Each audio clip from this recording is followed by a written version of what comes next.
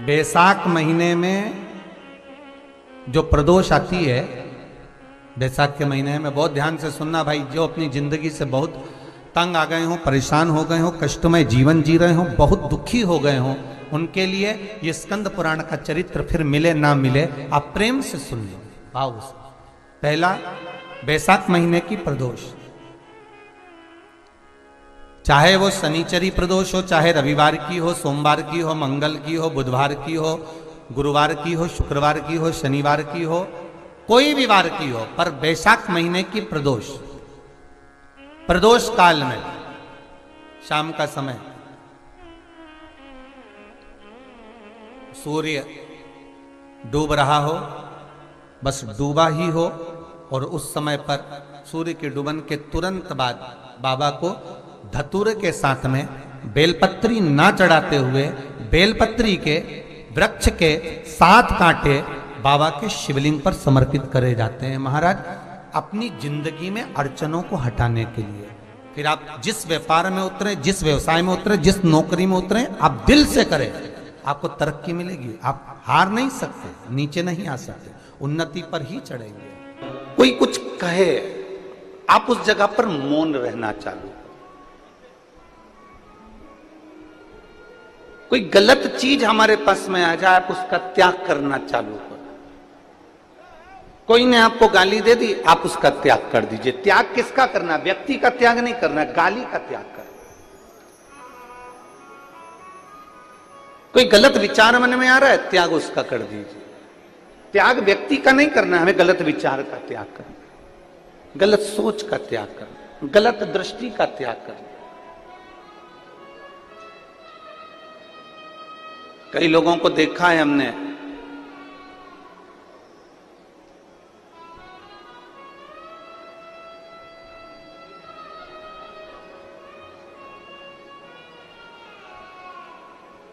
Sugar के डर से शक्कर खाना, बोलो जम के बोलो जरा, शक्कर खाना छोड़ देते हैं। कई लोगों को देखा है हमने, शुगर के डर से, जम के बोलो जरा, शक्कर खाना छोड़ देते हैं।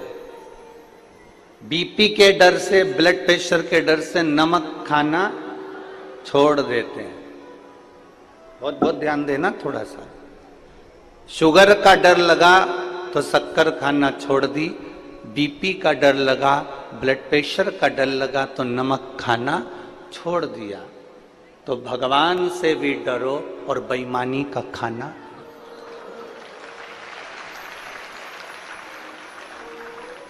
बेकार खाना छोड़ो। शुगर से डरे तो शक्कर खाना छोड़ी है, बीपी से डरे तो नमक खाना छोड़ा है। परमात्मा से थोड़ा सा डरिएगा और डर करिए। कोई गलत किसी ने कह दिया, हमें उस गलत बात को छोड़ देना। कोई गलत व्यसन आ गया, उस व्यसन को हमें छोड़ देना। गलत विचार आ गया, उस गलत विचार को हमें छोड़ देना। गलत कोई ने गाली दे दी, उस गाली को हमें, व्यक्ति को नहीं छोड़ना, उस गाली को छोड़ देना। मेरे भगवान कृष्ण को तो उनके बुआ के लड़के ही गाली बक रहे थे। मेरे भगवान कृष्ण को उनके बुआ के लड़के ही गाली बक रहे थे। इतनी गालियां दी गई, इतनी गाली दी गई, भगवान कृष्ण सुनते रहे। सुनते सुनते भगवान कृष्ण से कहा गया कि आपका बुआ का लड़का है, इसको तुम अब हटाओ यहां से, तुम्हारा संबंध खत्म कर दो, तुम्हारी रिश्तेदारी बंद कर दो।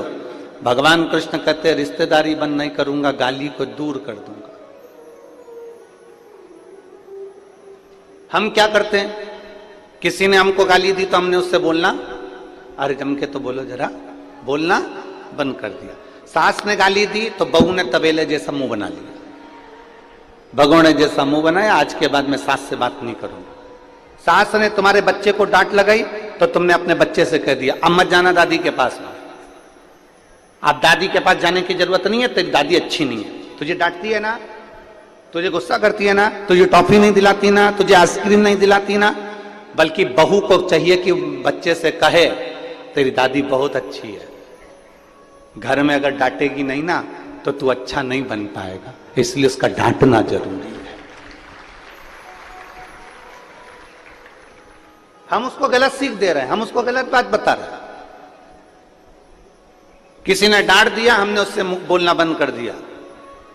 अरे यहां तक शंकर जी के मंदिर में जाऊं ना, बहुत सारी माताएं शिव जी के मंदिर में गई और शंकर जी को जल चढ़ा रही थी, किसी ने जम के ठेसा मार दिया ना, एकदम टुल्ला जम के, तो लोग उससे भी बात करना बंद कर दे। कोई अपशब्द कह रहा है तो हमने बात करना बंद कर दी, कोई ने गाली दे दी तो हमने बात करना बंद कर दी, कोई ने आड़ा टेढ़ा बोल दिया तो हमने बात करना बंद कर दी, कोई ने कुछ कह दिया तो हमने बात करना बंद कर दी। शिव महापुराण की कथा कहती है बात करना कभी बंद मत करो। कोई कुछ भी बोले, आग लगे बस्ती में, अपन रहो मस्ती में, क्या किसको रोइए, चादर तान के सोइए। अपने को मतलब नहीं होना चाहिए, अपने को तो खुशी होना चाहिए, अच्छा है हमारे पाप निकल रहे हैं। कोई ने आपको गाली दे दी ना, समझ लेना आपके पाप निकल रहे हैं। कोई ने आपको अपशब्द कह दिया ना, समझ लेना आपके पाप धुल रहे हैं। कोई आपको आड़ा टेढ़ा बोल दिया ना, समझ लेना आपके पाप सब समाप्त हो रहे हैं।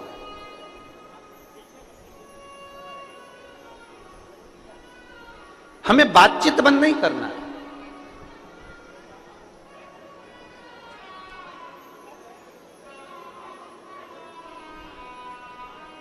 भगवान नारायण के चरणों में कौन बैठी रहती हैं? बोलते जाओ जरा, परतवाड़ा वालों, तुम्हारी आवाज यहां तक आना चाहिए। कौन बैठी है? लक्ष्मी जी। गणेश जी के बाजू में कौन कौन है? रिद्धि सिद्धि। ब्रह्मा जी के बाजू में कौन है? ब्रह्मांड। इंद्र के बाजू में इंद्राणी। केवल एक शंकर भगवान की अर्धांगिनी माता पार्वती जी ऐसी हैं, शंकर जी के मंदिर में जाकर देखना कि दोनों आमने सामने बैठे हुए हैं, बाजू में नहीं है, आमने सामने। क्यों?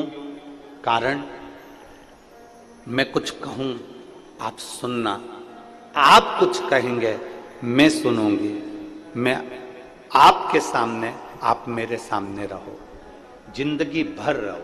और एक आप और हम हैं, जरा सी कोई बात हो जाती है तो कहते हैं आज के बाद तेरा मुंह ही नहीं देखूंगी, तेरा मुंह ही नहीं देखूंगी।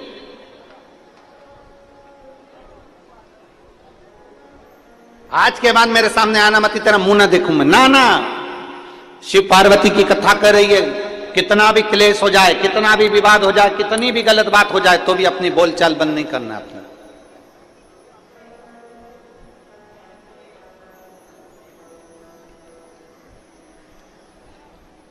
हम क्यों बंद करें?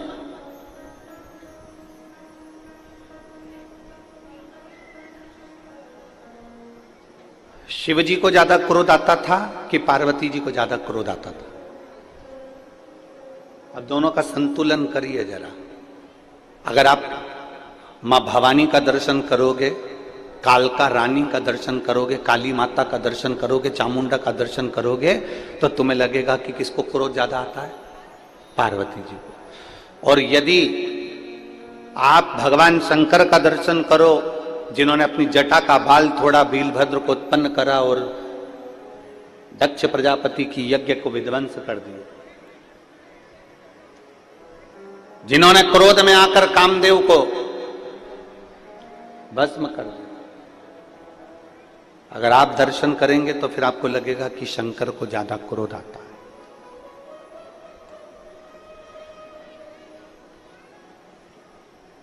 पर एक बार भी शंकर भगवान के मुख से यह नहीं निकला कि पार्वती तुझे क्रोध आता है।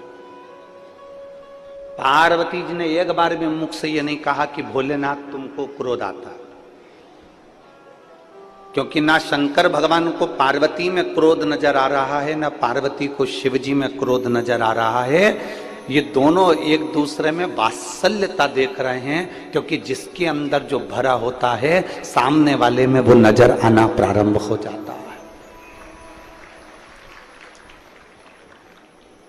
पति चिल्ला रहा है, पति अपशब्द बोल रहा है, और चिल्लाते चिल्लाते इतने में पत्नी ने दो शब्द कह दिए तो पति चिल्लाकर बोला, ये देख कितना गुस्सा कर रही है। अब पति पत्नी से कह रहा है। अब यही बात अगर पत्नी पति से कह दे तो तुम पहले अपने आप को तो देखो, तुम कितना गुस्सा कर रहे हो। तुम कितना क्रोध कर रहे हो, दुकान पर रहते हो तो अच्छे रहते हो, बाहर रहते हो तो अच्छे रहते हो, और घर में आते हो तो इतना क्लेश करते हो। बस ये बात पत्नी ने कही, इतने में तो पति ने गाड़ी की चाबी ली, बुड़ बुड़ बुड़ बुड़ वो चल।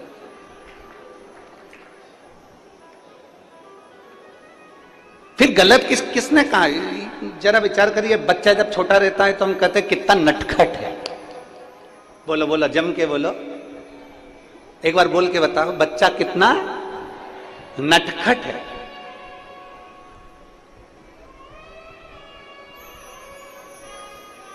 केवल बच्चा जब छोटा रहता है तब उसको कहा जाता है कि बच्चा कितना नटखट है। जब बड़ा होता है तो नट सारे ढीले हो जाते हैं और बुढ़ापे आते आते केवल खटखट ही रह जाती है।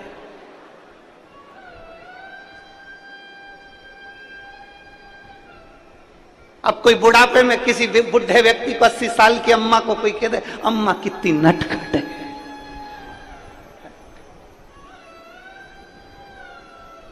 अब कोई कहे, हम हमारे जजमान को कह दे श्री ओम प्रकाश जी को कि ओम प्रकाश जी तुम कितने नटखट हो। अब कोई कहे, अवस्था में कोई नटखट कहेगा।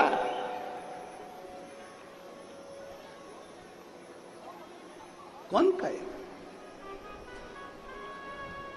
हम क्या देख रहे हैं, हम क्या बोल रहे हैं? पति को क्रोध आया, उसने पत्नी से कह दिया तू गुस्सा करती है। पत्नी को क्रोध आया, उसने पति से कह दिया तू गुस्सा करती है। पर मेरे देवाधिदेव महादेव, मेरे शंकर, मेरे त्रिकालदर्शी, मेरे कैलाशी, मेरे अविनाशी, मेरे शंभु कभी पार्वती से नहीं कहते कि तू क्रोध करती है, क्योंकि शंकर को मालूम है जब दुष्टों का संहार करना है तो पार्वती का क्रोध करना जरूरी है।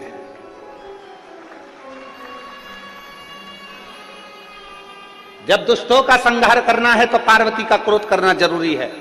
अनायास क्रोध माता पार्वती कभी नहीं करी है। लक्ष्मी जी ने गुस्सा करा, अनायास करा। भगवान नारायण हंस दिए, लक्ष्मी जी को देखकर लक्ष्मी जी को क्रोध आ गया। लक्ष्मी जी ने श्राप दे दिया नारायण को, मैं तुम्हें श्राप देती हूं, तुम्हारा शीश कटेगा और घोड़े का मुंह लगेगा, क्योंकि तुम घोड़े जैसे हंसे हो। और भगवान विष्णु का शीश कटा, घोड़े का मुख लगा, हयग्रीव अवतार हो गया। घोड़े का मुख लगा, हयग्रीव अवतार हुआ लक्ष्मी जी के कारण। यहां क्रोध लक्ष्मी जी को नहीं आना था, पर क्रोध आया। अनायास क्रोध लक्ष्मी जी को आ सकता है, अनायास क्रोध ब्रह्माणी को आ सकता है। ब्रह्माणी को क्रोध आया ब्रह्मा जी के ऊपर जब यज्ञ कर रहे थे पुष्कर राज की भूमि पर।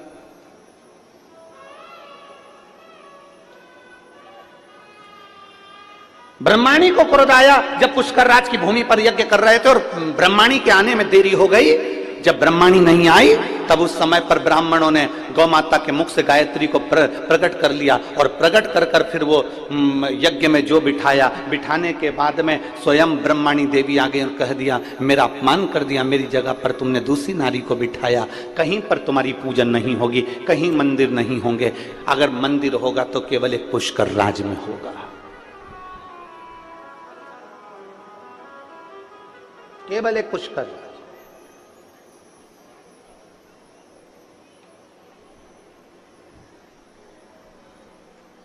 उसके सिवा कहीं मंदिर नहीं।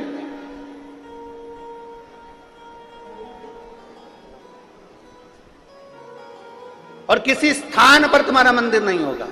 जब ब्रह्माणी ने श्राप दिया तो ब्रह्मदेव कहते, ब्रह्माणी तुम क्या बोल रही हो?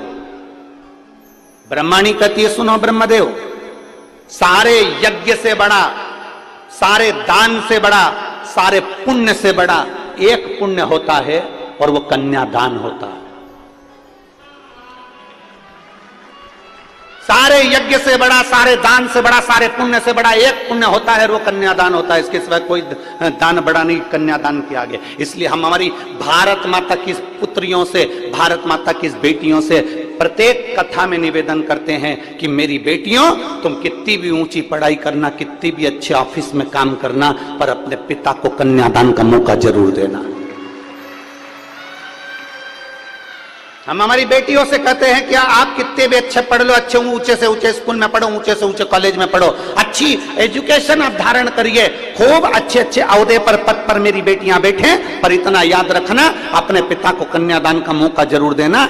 जरा सी चाउमीन के चक्कर में और 10 रुपए के पेट्रोल और डीजल के चक्कर में, भुड़ भुड़ के चक्कर में, किसी एरे गिरे नत्थु खेरे के चक्कर में मत आ जाना। अपने माता पिता को कन्यादान का मौका जरूर देना।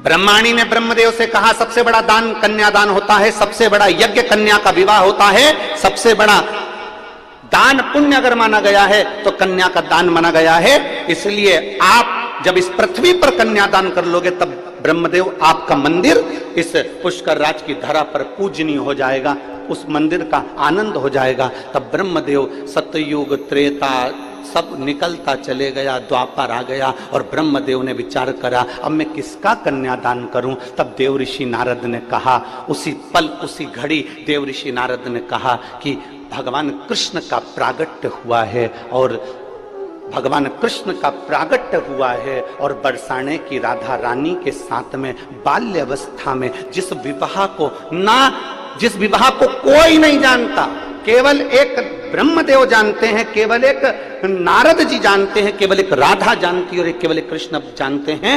बाल्यावस्था में भगवान ब्रह्मदेव ने नारद जी की साक्षी में भांडिर वन में बैठकर राधा जी का कन्यादान कर दिया। तब जाके ब्रह्मदेव का पूजन पुष्कर राज की धरा पर प्रारंभ हो गया।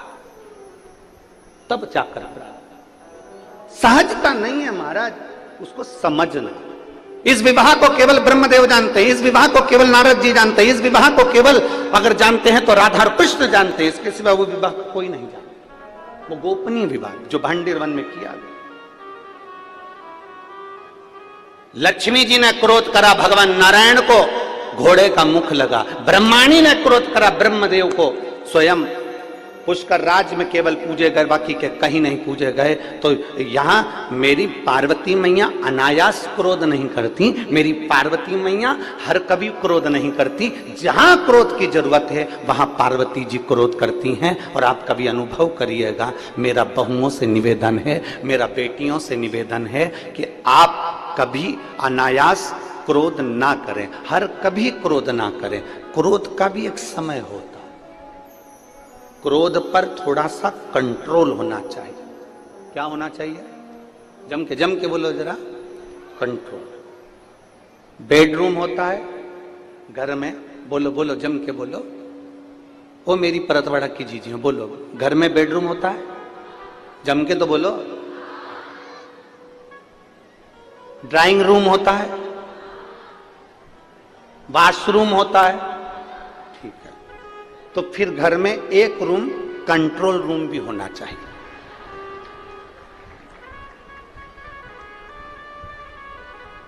बेडरूम है ना, इधर वाली जी जरा बोलो तो बेडरूम है ना, ठीक है।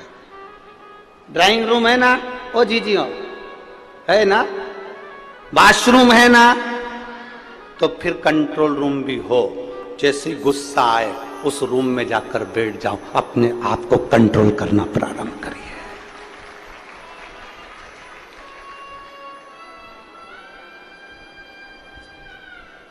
मुख पर गालियां आए उस रूम में जाकर बैठ जाओ, गालियों पर कंट्रोल होना जरूरी है। गलत विचार आए कंट्रोल रूम में पहुंच जाओ, कंट्रोल करिए अपने गलत विचारों पर। आपकी वाणी अब शब्द बोल रही है, किसी व्यक्ति के लिए अब शब्द तुम्हारे मुख से निकल रहा है, किसी के लिए आड़ा टेढ़ा निकल रहा है, किसी के लिए गाली निकल रही है, किसी के लिए ताने निकल रहे हैं। अपने भीतर जो भरा है वो ही तो बाहर निकल रहा है, जो भरा है वही तो निकल रहा है। गुलाब जामुन खाओगे, आम की डकार आएगी क्या? अरे बोलो तो जम के। कल यहां पर एक वीडियो चल रहा था परतवाड़ा का कि यहां पर वो केरी का झोलिया मिल रहा था। क्या बोलते हैं इधर महाराष्ट्र में, केरी का पना, यहीं कहीं मिल रहा था वो, उसका वीडियो बहुत चल रहा है, ठीक है।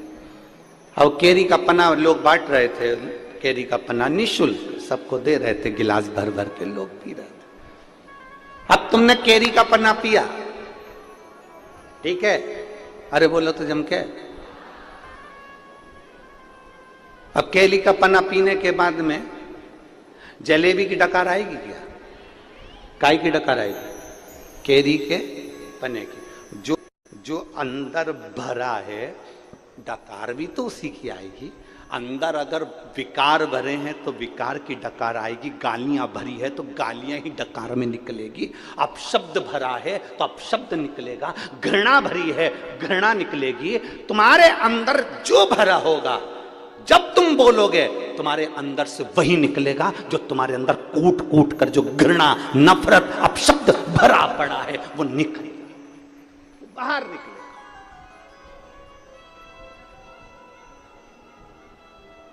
कोई व्यक्ति बहुत अच्छा बोल रहा है, समझ लेना उसके अंदर अच्छाई भरी हुई है। कोई व्यक्ति बहुत अच्छी व्यवहार कर रहा है, समझ लो उसके अंदर व्यवहार अच्छा भरा हुआ।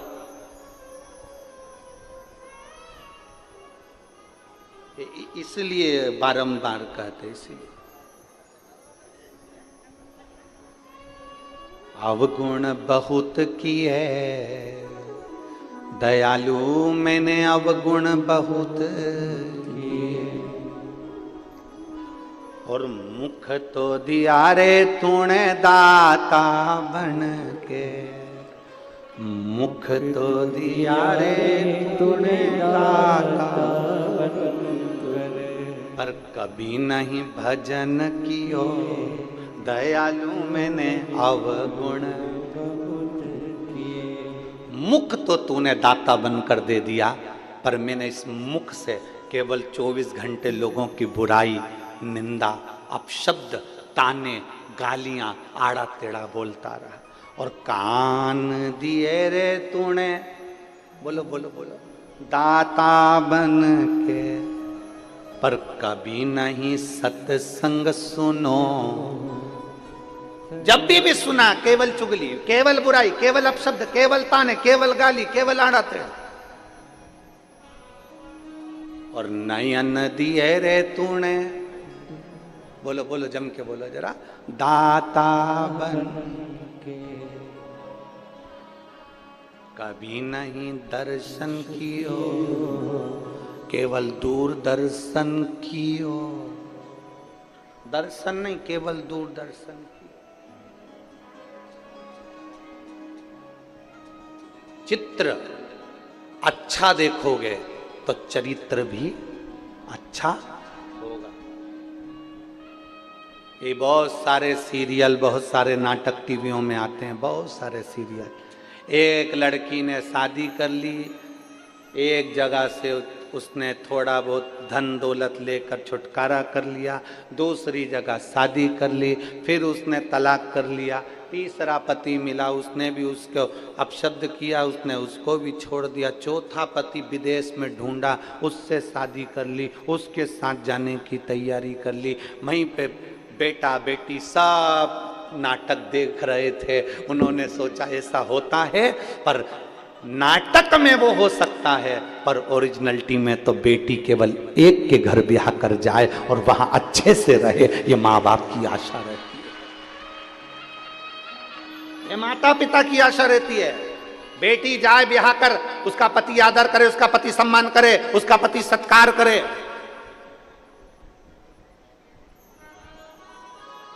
ये हर माता पिता का एक मन का भाव होता है, प्रत्येक माता पिता का।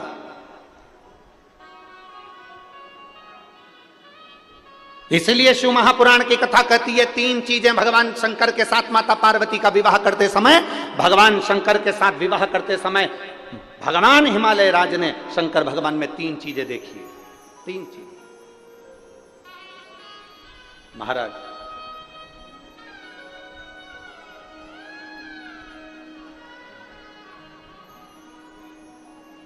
पार्वती जी के पिता हिमालय राज ने शंकर जी के साथ विवाह करते समय तीन चीजें देखी। प्रत्येक घर के पिता को अपनी बेटी की शादी करते समय तीन चीजें देखना चाहिए। पहला, संपत्ति मत देखना, कुल देखना, अच्छा कुल है कि नहीं, इसके घर में कहीं लड़कियों के साथ, बहुओं के साथ अत्याचार तो नहीं हो रहा है? इसके घर में बेटियों के साथ में अपशब्द तो नहीं बोले जा रहे?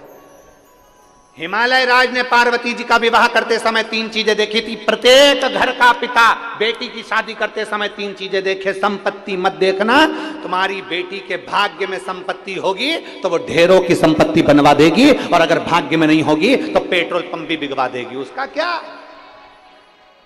अगर संपत्ति देखोगे, 4-4, 5-5 गाड़ी देखकर लड़की की शादी कर दी, पेट्रोल पंप देखकर लड़की की शादी कर दी, दुकान देखकर लड़की की शादी कर दी, और मालूम पड़े वो धीरे धीरे धीरे धीरे लड़का ना जाने कौन से दोस्तों की संग बैठ गया, और मालूम पड़े एक बार शेयर मार्केट में बैठा, डब्बा गोल करके आ गया, पूरा पेट्रोल पंप, गाड़ी ने बंगला सब 2 मिनट में चले गया। इसलिए शास्त्र कहता है संपत्ति मत देखो, बेटी की शादी करने से पहले कुल देखिए। दूसरे नंबर पर बेटी की शादी करने वाले पिता को दूसरी चीज देखना चाहिए जो हिमालय राज ने देखा। चेहरा मत देखना, लड़के का चरित्र देखना कि वो बेटी के लायक है। मालूम पड़े हैंडसम, स्मार्ट। अब स्मार्ट तो फोन भी होता है, क्या करें? तो क्या फोन से शादी कर लोगे? स्मार्ट है नहीं, स्मार्ट तो फोन भी होता है। हिमालय राज जी ने अपनी बेटी पार्वती का विवाह करने से पहले 3 चीजें देखी। पहला, उन्होंने संपत्ति नहीं देखी, कुल देखा। दूसरे नंबर पर उन्होंने चेहरा नहीं, अब आपको बोलना है, क्या देखा? चरित्र देखा। लड़का कहीं गलत पीने खाने में तो नहीं, व्यसन में तो नहीं, बेकार जगह तो नहीं जाता, कहीं और इसका संबंध तो नहीं। मालूम पड़े हमारी बेटी जिंदगी भर रोहे कि मालूम चेहरा तो अच्छा था, स्मार्टफोन जैसा था, नजर भी अच्छा आ रहा था, कभी कभी एप्पल जैसा भी था। पर बेटी को दुख हो तो क्या मतलब का वो एप्पल का फोन किस काम का जब तुम्हें चलाना ही नहीं आए? तो बोलो तो सही ईमानदारी से, क्या काम का? गांव का कोई व्यक्ति बेचारा फसल का काम करे ना, जो जमीन में खेती बाड़ी करे, उस व्यक्ति को कोई बहुत बड़ा एप्पल का फोन दे देनी तो वो तो जाके कह दे छोरा से मेरे को नहीं चाहिए, मेरे से चले ही नहीं, मारे तो कीपैड ला के दे दे, छोटा सा नंबर दबाऊं और बात हो जाए और बाद में बात खत्म। मेरे से तो बस इतना सा चले। अभी भी यहाँ पर कई माताएं ऐसी बैठी है, कई माताएं बैठी है जिसको बड़ा बड़ा फोन चलाना नहीं आए, तो छोटा सा फोन से काम चला ले। भले उसका लड़का 10,000 20,000 का चला है, पर वो तो वो 500-700 का चला ले। बोलते होता बोल,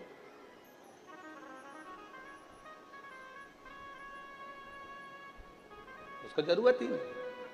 चेहरा मत देखना, क्या देखना? चरित्र देखना। शिव महापुराण की कथा कहती है उसका धन नहीं, उसकी कमाई नहीं।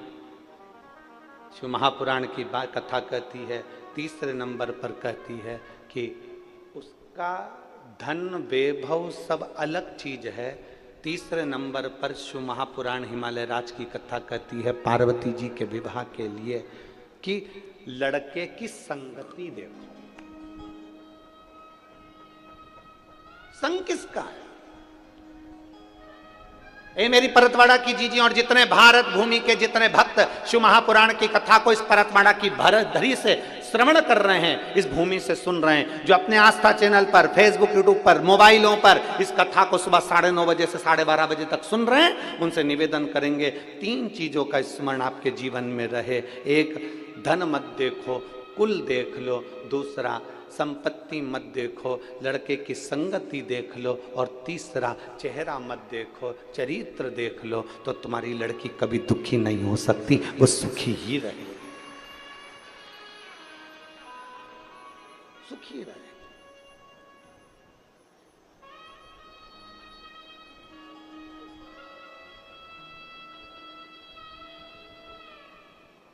इसलिए शिव के सिवा कहीं दिल ना लगा, शिव के सिवा कहीं दिल ना लगा, वरना पड़ेगा तुझे आंसू बहाना। वरना पड़ेगा तुझे आंसू बहाना। शिव के सिवा कहीं दिल ना लगा। अपने चित्त को, अपनी वृत्ति को, अपने मन को कहीं दूसरी जगह लेकर नहीं, अपने मन को भटकाना नहीं है, अपने मन को भ्रांतियों में नहीं लेके जाना, अपने मन को भ्रम में लेकर नहीं जाना। कोई गलत बोल रहा है, उसके अंदर गलत भरा होगा इसलिए गलत बोला उसने। कोई आपको अपशब्द कह रहा है, उसके अंदर ईर्ष्या भरी होगी इसलिए कोई अपशब्द कह रहा है आपसे। एक उंगली किसी पर उठाई है, कितनी उंगली? ये ऐसा है, जब एक उंगली हम किसी पर उठाते हैं तो ये 3 उंगलियां हमारी ओर जाती है कि तू अपने अंदर झांक कर देख कि तू क्या है। एक उंगली किसी पर उठाई है तो ये 3 उंगलियां बता रही है कि अपने खुद के अंदर झांको कि तुम क्या हो।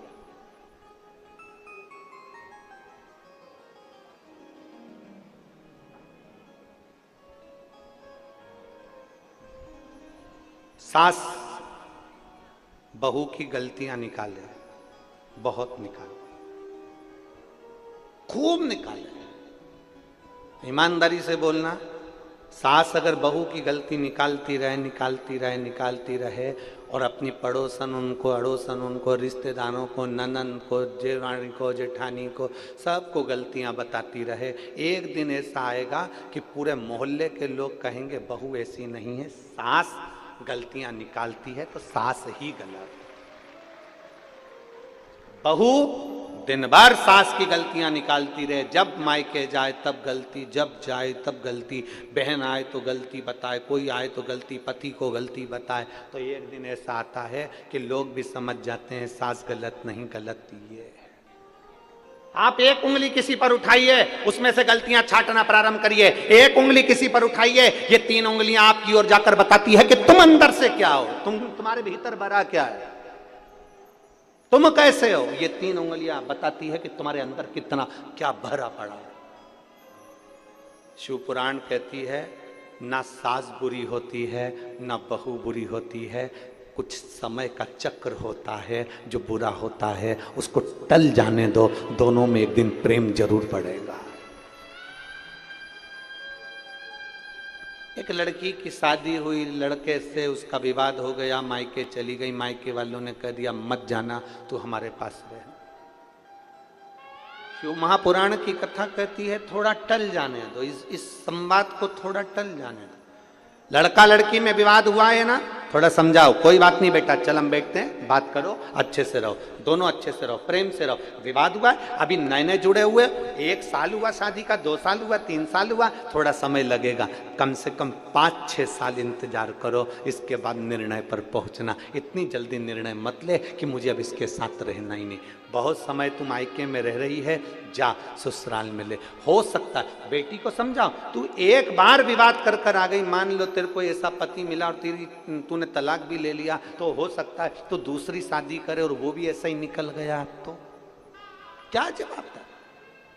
थोड़ा समझाओ, थोड़ा समझाने का प्रयास करिए, थोड़ा कहने का प्रयास करिए। हाँ, जब बेटी के लायक लड़का ना हो और तुम्हें लगे कि ये बेटी के लायक नहीं, सही में हाथ उठाता, मारता, ठोकता, गाली देता, अपशब्द कहता, इज्जत नहीं करता, सम्मान नहीं करता। कितनी बड़ी बात, एक बुजुर्ग व्यक्ति मरते मरते 4 बातें अपने लड़के को कहकर चले गए।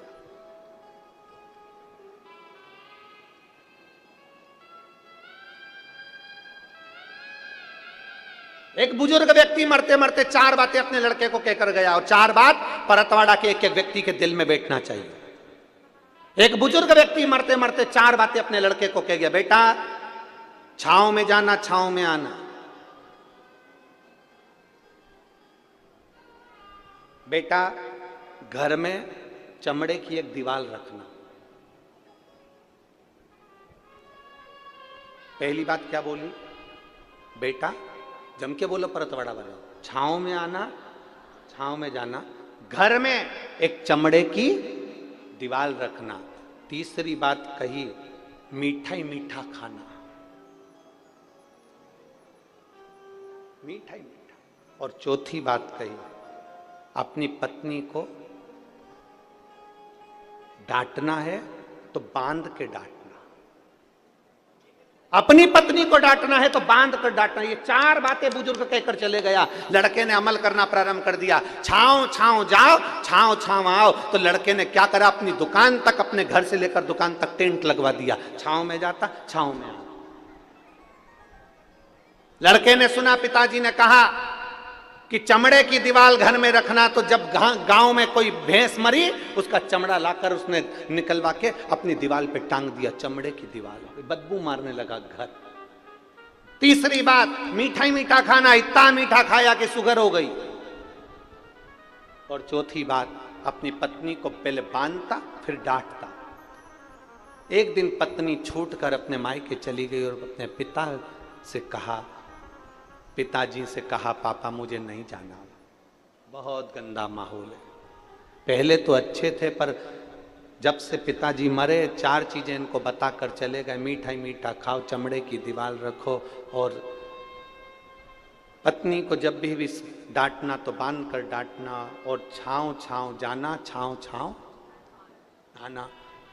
जमाई आया अपनी पत्नी को लेने के लिए। ससुर ने कहा, बेटा क्या बात है, तुम पहले तो ऐसे नहीं थे, तुम पहले ऐसे नहीं थे बेटा, क्या हुआ? तो कहा, मैंने अपने पिताजी का कहना माना है। मेरे पिताजी मरने से पहले ये सब चीजें बोल कर गए थे, बस बता ही रहे थे 4 चीजें, और पिताजी मर गए। उन्हें समझाया नहीं मुझको, मैंने जो सुना वैसा मैंने करा। पिताजी कह गए थे छाँव में जाना, छाँव में आना, तो मैंने अपनी दुकान तक, घर से लेकर दुकान तक टेंट लगवा दिया। लड़की के पिताजी ने कहा, तुमने अपने पिता के शब्दों को सही से धारण नहीं करा। तुम्हारे पिताजी ने कहा था छाँव में जाना, छाँव में आना, मतलब जब भी अपने व्यापार के लिए जाना, दुकान पर जाना, तो सुबह जाना और शाम को आना। छाँव में जाना, छाँव में आना, मतलब सुबह जल्दी जाओ, सूरज उगते से अपने व्यापार को चालू करो, और रात्रि को जब सब आनंद के साथ में छाँव हो जाए, सारा व्यापार बंद कर फिर आओ। इसको कहते हैं छाँव में जाना, छाँव में आना। तूने टेंट लगवा दिया, इसको छाँव में जाना, छाँव में आना नहीं कहते। फिर कहा, मेरे पिताजी ने कहा था मीठा ही मीठा खाना, अर्थात तेरे पिताजी ने कहा था हमेशा ईमानदारी की खाना, कभी गलत मत खाना, नमक मत खाना, मीठा खाना, अपनी इज्जत से खाना। और जब ईमानदारी का कोई खाता है तो वो मीठा ही कहलाता है, भले लड्डू ना खाए पर वो ईमानदारी की मिठाई ही होती है।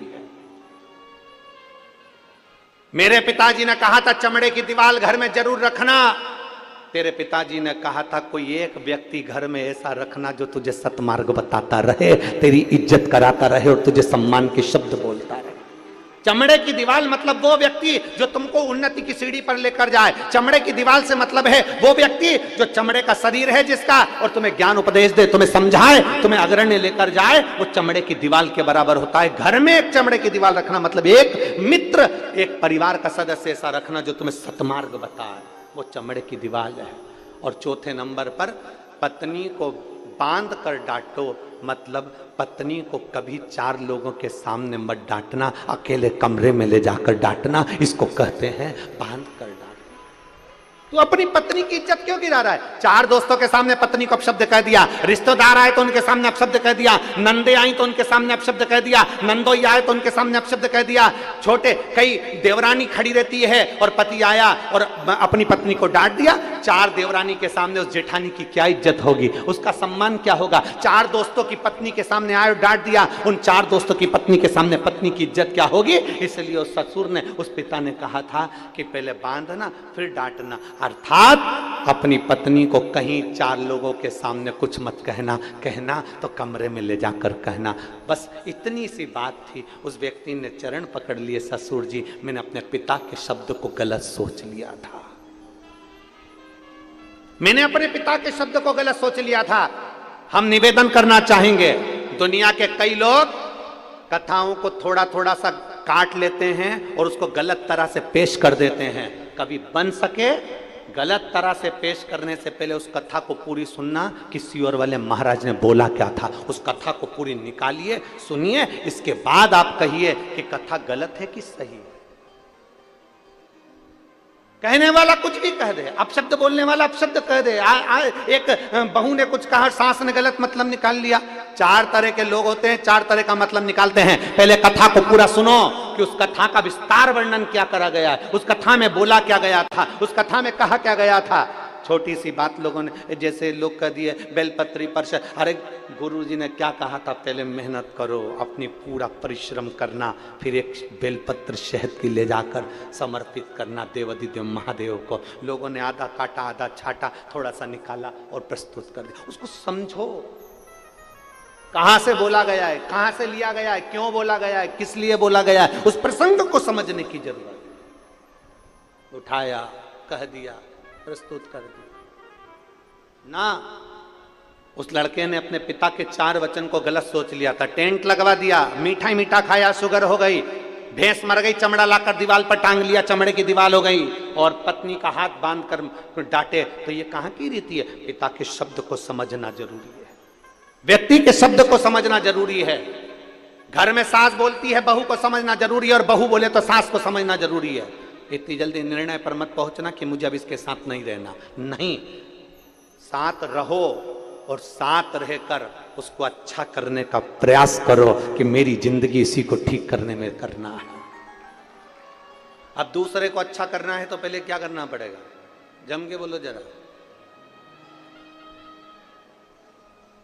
बहू को अच्छा बनाना है तो सास को क्या करना पड़ेगा? बोलो बोलो, जम के बोलो री परतवाड़ा वाली जी। पहले क्या करना पड़ेगा? खुद को अच्छा बनना पड़ेगा। गायत्री परिवार वाले कहते हैं हम सुधरेंगे, बोलो बोलो जम के, हम सुधरेंगे युग सुधरेगा, हम बदलेंगे युग बदलेगा। पहले बदलना किसको पड़ेगा? हमें अपने आप को। पहले सुधरना किसको पड़ेगा? हमें अपने आप। जब हम ही नहीं सुधर रहे तो फिर दुनिया क्या सुधरेगी? हम ही नहीं सुधर रहे।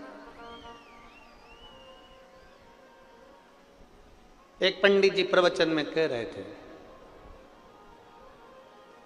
4 महीना चतुर्मास में बैंगन नहीं खाना चाहिए। पंडित जी प्रवचन में कह रहे थे 4 महीना चतुर्मास में बैंगन नहीं खाना चाहिए। पंडित जी घर गए, उनकी पत्नी ने मूंग की दाल बनाई। पति चिल्ला कर दौड़ा, मैं अभी परसों के दिन बैंगन लेकर आया था, तूने बैंगन नहीं बनाया।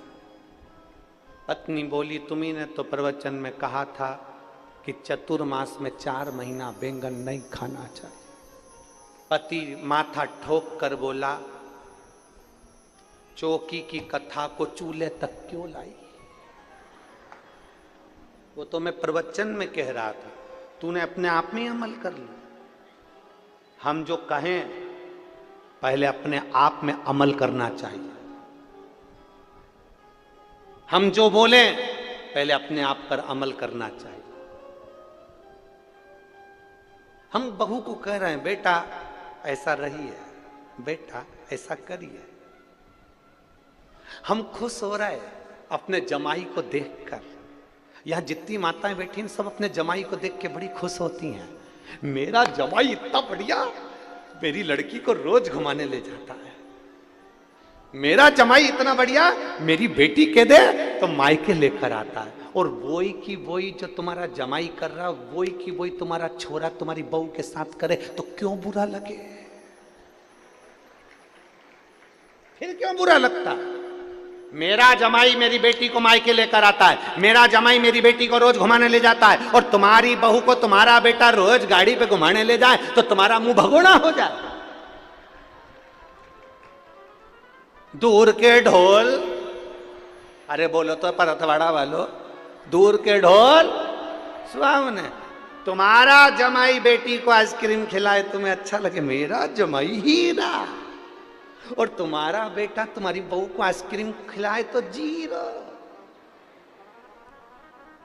वो भी तो किसी का जमाई है, वो भी तो किसी की बेटी है। जब तुम्हें मेरा जमाई मेरी बेटी को जब घूमने जाए ना तब गाड़ी दिलाए, जब घूमने जाए वो क्या बोलते हैं एयर रिंग दिलाए, एयर रिंग। जब घूमने जाए तब उसको अंगूठी दिला, और तुम्हारी बहू को तुम्हारा बेटा दिलाए तो बड़े खुश हुआ करो कि जैसे आज आपके जमाई की बात सुनकर आपको गर्व होता है, उसी तरह मेरी बहू के घर के लोगों को भी मेरे बेटे को देखकर गर्व होना चाहिए।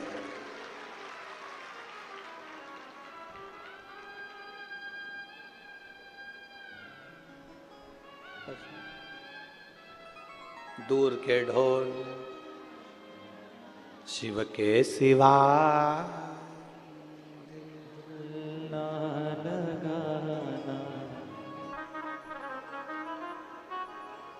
अपन करें तो बेकार। स्वयं को सुधारिए।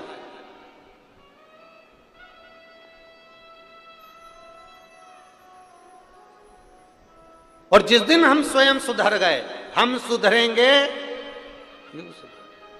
हम दूसरे से कहते हैं मंदिर जाओ, लोटा भर के जल चढ़ाओ, पहले अपने को जाना पड़ेगा।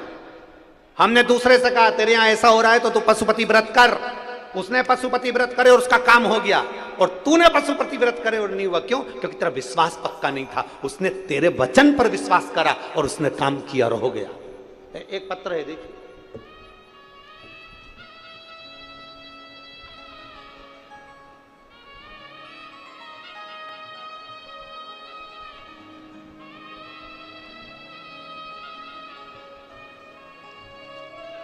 मेरा नाम प्रियंका नंद किशोर मुच्छेकर है। मैं आकोट जिला अकोला की रहने वाली हूँ। कहीं बैठी हो तो हाथ हिला सकती हैं। अगर कहीं बैठी हो तो हाथ हिला सकती हैं। मेरा नाम प्रियंका नंद किशोर मुच्छेकर है। मैं आकोट जिला अकोला की रहने वासी हूँ। कहीं बैठी हो तो अपना हाथ हिला सकती हैं।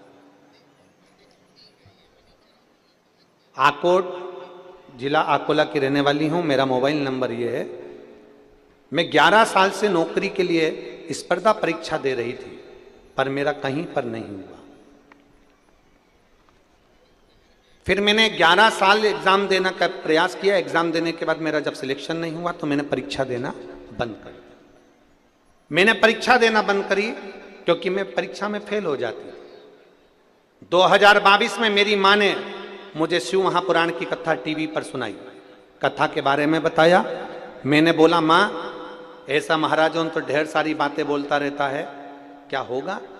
मेरी माँ ने कहा वो सियोर वाला महाराज कहता है कि हिम्मत मत हारना, एक बार फिर परीक्षा दे और फॉर्म भर। 11 साल परीक्षा देने के बाद में मैंने फॉर्म भरना बंद कर दिया, पढ़ना बंद कर दिया। तब आपकी कथा सुनकर मुझे बल आया। आप कहते हो हिम्मत मत हारना, महादेव तुम्हारा साथ देगा। एक बार नहीं 4 बार अगर परीक्षा देना है तो 5 बार दो और बाबा के ऊपर भरोसा रखो। मैंने अपनी माँ के कहने पर टीवी पर कथा सुनना प्रारंभ करी और फिर मैंने पशुपतिनाथ का व्रत किया। एक बार मेरा पशुपति व्रत पूरा हो गया, उसका कोई फल नहीं मिला। मेरी माँ कहती है कोई बात नहीं, दूसरी बार फिर कर। 2 महीने बाद मैंने पशुपतिनाथ का फिर व्रत करा, पर मेरा उस व्रत से भी कोई सिलेक्शन नहीं हुआ। तब मेरी साथ की सहेलियों ने कह दिया व्रत करने से अगर किसी को सिलेक्शन हो जाता तो ना जाने कितनों का हो जाता। तब मैंने व्रत नहीं करा, पर मेरी माँ ने कहा एक बार फिर व्रत कर।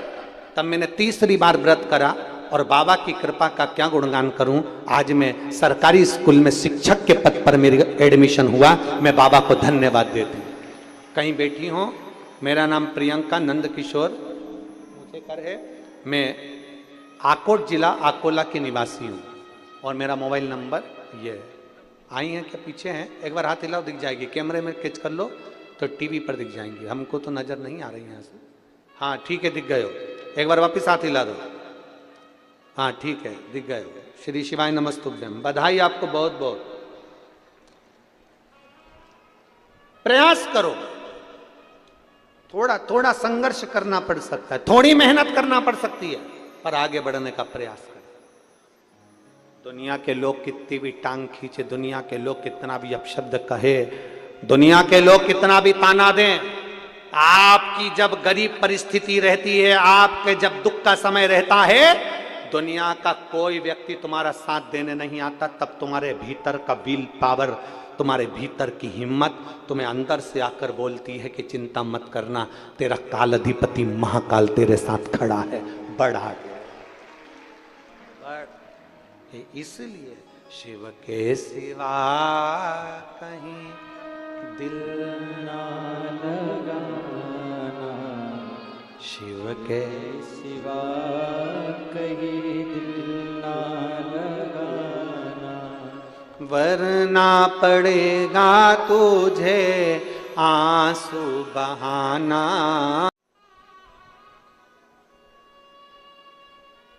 संसार में कोई बुरा नहीं।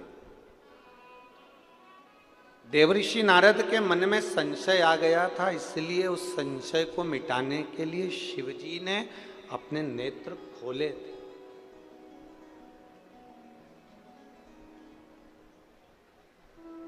संशय को मिटाना। कभी कभी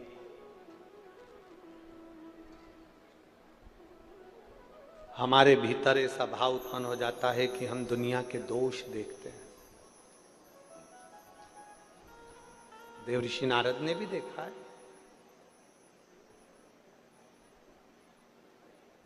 देवऋषि नारद के भीतर भी एक संशय उत्पन्न हो गया था कि भगवान शंकर सुनते नहीं, देखते नहीं, बोलते नहीं और शिव कुछ नहीं करते। ये देवऋषि नारद के भीतर एक छोटा सा भाव उत्पन्न हो। पर यहां जितने लोग बैठे हैं, ऐसा नहीं है कि सब के भीतर यह भाव होगा कि क्या भगवान शंकर, कई लोगों के मन में आ जाता है क्या शिवजी सुनते हैं? जिसने समझ लिया कि शंकर सुनता भी है, शंकर बोलता भी है और शंकर छप्पर फाड़कर देता भी है, तो वो फिर शिव को छोड़कर कहीं दूसरी जगह जाता ही, फिर वो शिव को छोड़कर नहीं। बोल बम का नारा है, जम के जरा बोल बम का नारा है, फिर वो शंकर को छोड़कर नहीं जाता, वो फिर शिव की स्तुति में लगा रहता। अपने पूरे समय को जो भगवान ने ये 83,99,999 योनियां काटने के बाद ये 84,00,000वें नंबर की जो ये योनि दी है, इस मानव की देह को हल्का फुल्का मत लो, इसको समझो कि इस योनि में हमें भगवान की भक्ति कर कर फिर अगली योनियां प्राप्त नहीं करना। जगत गुरु शंकराचार्य जी महाराज जी कहते हैं, पुनरपि जननम पुनरपि मरणम के प्रपंच से छूटना है तो शंकर को एक लोटा जल चढ़ा।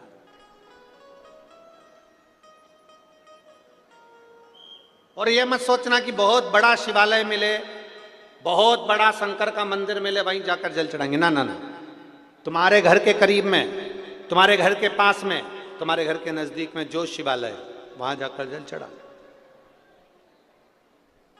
वहां चले जाओ।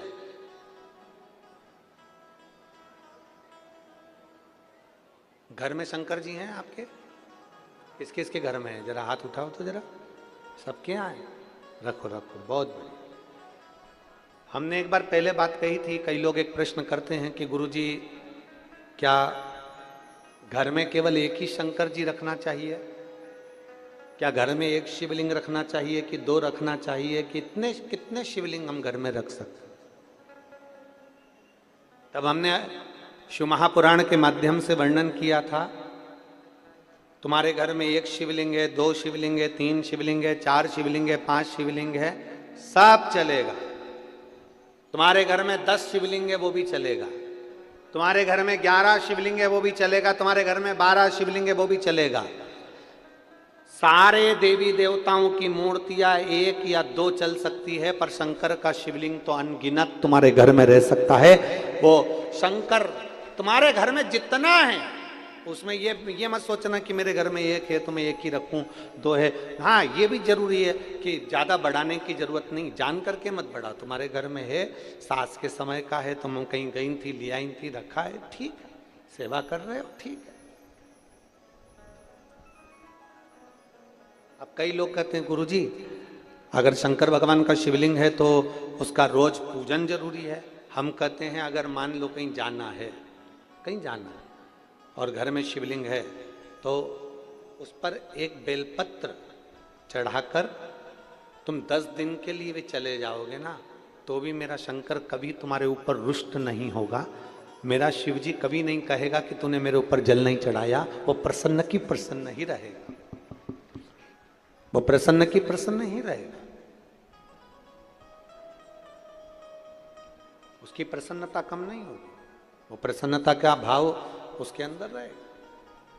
अब दुनिया के लोग कहते हैं कई बार कि शंकर जी गुस्सा कर देते हैं, अगर तुम ऐसा नहीं करोगे तो भगवान शंकर क्रोध कर देंगे। कई लोग कहते हैं तुमने पशुपति व्रत ऐसा कर दिया इसलिए शंकर जी ने क्रोध कर दिया। ना ना ना, तुमने क्रोध, शंकर भगवान अपने भक्त पर कभी क्रोध करते ही नहीं है।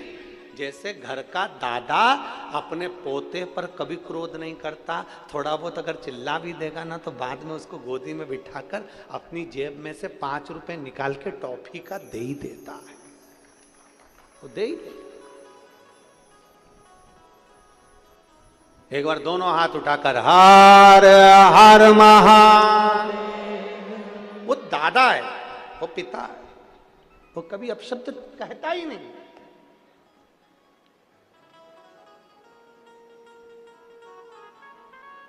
ये मेरी जीजियों, अगर तुमको कोई ऐसी राय देना, तुमको ऐसा कोई समझाए कि ऐसा मत करना, शंकर जी गुस्सा कर जाएंगे। मंदिर में तुम जल चढ़ाने जाओ और कई लोग ऐसे मिल जाते, अरे तूने ऐसा कर दिया, शिव जी रुष्ट हो जाएंगे। तो उसके हाथ जोड़ के कहना तू चुप रहे, शंकर मेरे और मैं शंकर के, क्या किसको रोइए चादर तान के सोइए, हमें क्या करना। कई लोग शंकर भगवान रुष्ट हो जाएंगे, शिव जी रुष्ट हो जाएंगे, शंकर भगवान रुष्ट हो जाएंगे, शंकर भगवान को क्रोध आ जाएगा। ना, मां और बाप अपने बेटे से, अपने बच्चों से कितनी देर गुस्सा रह सकते हैं? बोलो बोलो, जम के बोलो। एक छोटा सा बच्चा है, माता पिता अपने बच्चे से कितनी देर गुस्सा रह सकते हैं? माता पिता अपने बच्चे से कितनी देर तक क्रोध में रह सकते हैं? कितना क्रोध करेंगे, कितना गुस्सा करेंगे? थोड़ी देर का क्रोध, थोड़ी देर का गुस्सा। मेरा देव अधिदेव महादेव तो बाहें फैलाकर खड़ा रहता है। जैसे आपको पहले कथा में कहा था, एक पिता के 2 पुत्र और दोनों पुत्र, एक पिता के 2 पुत्र और बड़ा पुत्र कह रहा है पापा मुझे तुम्हारे साथ में नहीं रहना, मुझे तुम्हारे साथ नहीं रहना, मुझे तुम्हारे साथ रहना ही नहीं है। और शंभु शरणे मांगू घड़ी रे, दुख काटो दया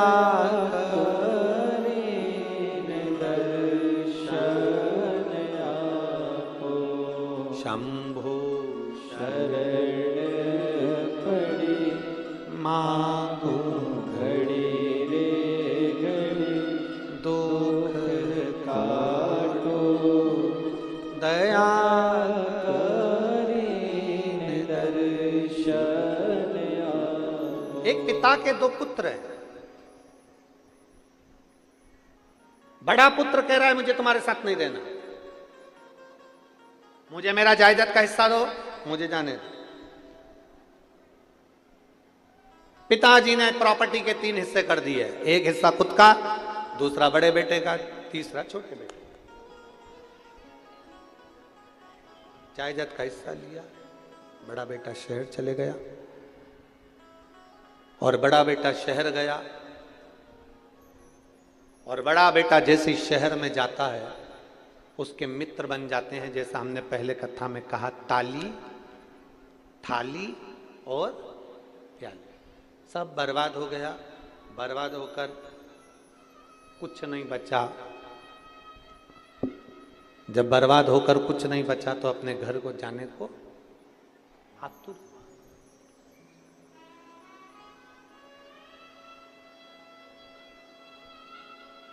घर जा रहा है, अब उसको लग रहा है मेरा पिताजी नहीं रखेगा, अब उसको लग रहा है मेरा बाप नहीं रखने वाले।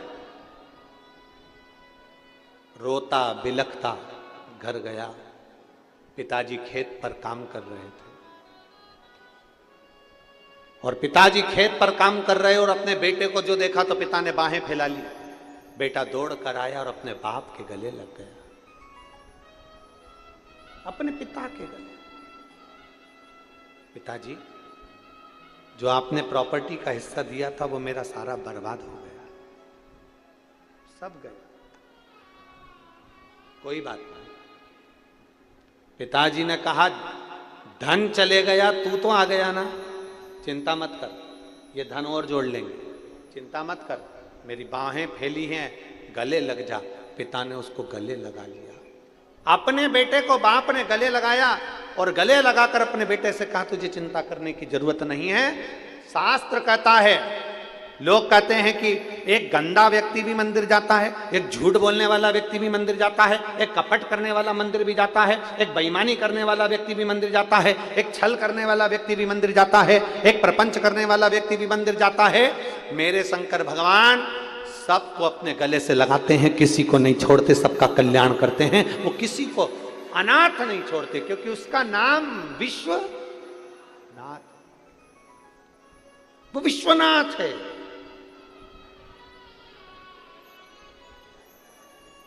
और मेरे भोले तेरा सहारा है, मेरे भोले तेरा सहारा है, मेरी नैया का तू किनारा है, मेरी नैया का तू किनारा है, मेरे भोले तेरा सहारा है, मेरे भोले तेरा सहारा है, मेरी नैया का तू किनारा है, मेरी नैया का तू किनारा है। किसी को अनाथ नहीं छोड़ता, उसका नाम विश्वनाथ है। एक बार भाव से बोल, विश्वनाथ भगवान की जय। किसी को नहीं छोड़ता, किसी। बस फिर निवेदन है, बेडरूम है, वॉशरूम है, ड्राइंग रूम है, उसी तरह एक जम जम के बोलो जरा, कंट्रोल। लक्ष्मी जी अपने क्रोध पर कंट्रोल नहीं कर पाई थी, ब्रह्माणी अपने क्रोध पर कंट्रोल नहीं कर पाई थी। केवल कंट्रोल करने वाली एक पार्वती जी है जो हर कभी क्रोध नहीं करती। जब असुरों का संहार करना होता है तब क्रोध करती है। इसलिए शंकर पार्वती के सामने है और पार्वती शंकर के सामने।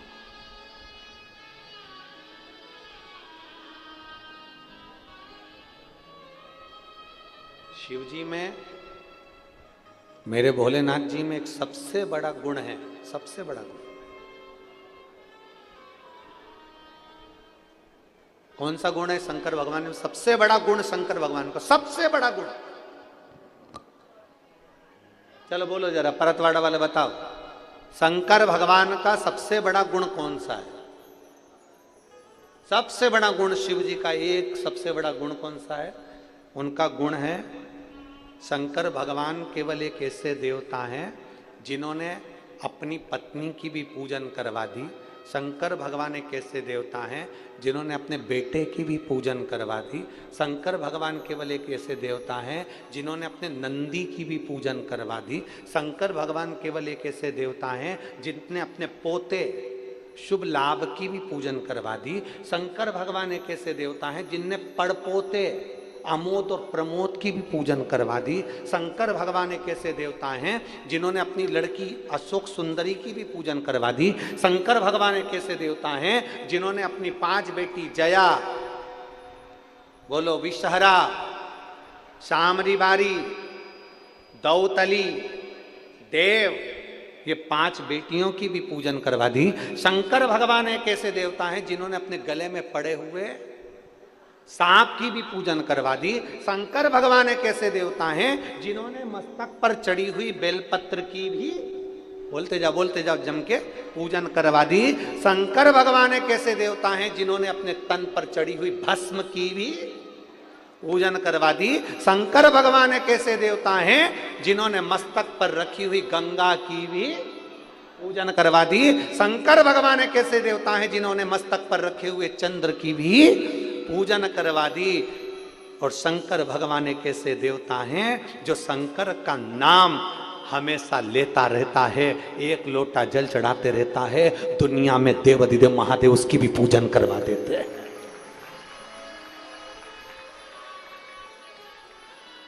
आप अगर शंकर के मंदिर में एक लोटा जल चढ़ा रहे हो, आप शिव जी के मंदिर में एक लोटा जल समर्पित कर रहे हो, एक ना एक दिन ऐसा आएगा कि शंकर भगवान तुम्हें नीचा नहीं देख सकते, वो तुम्हें ऊंचा। एक पत्र है,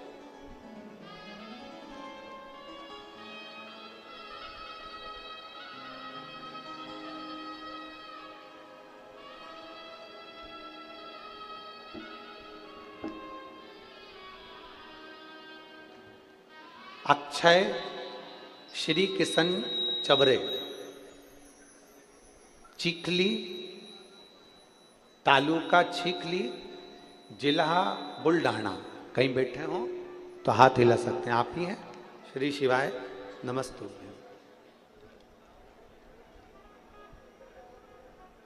एक लाइन आपने लिखी है बेलपत्र के लिए, आजा आजा। अक्षय किशन चबरे, चिखली तालुका, जिला बुल्ढाना से।